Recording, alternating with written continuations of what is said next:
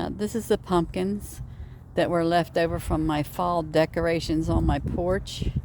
I put them out here for the deer, and that's what you saw in the video, the mama deer and the baby deer coming out here eating. See, they're just eating away at it.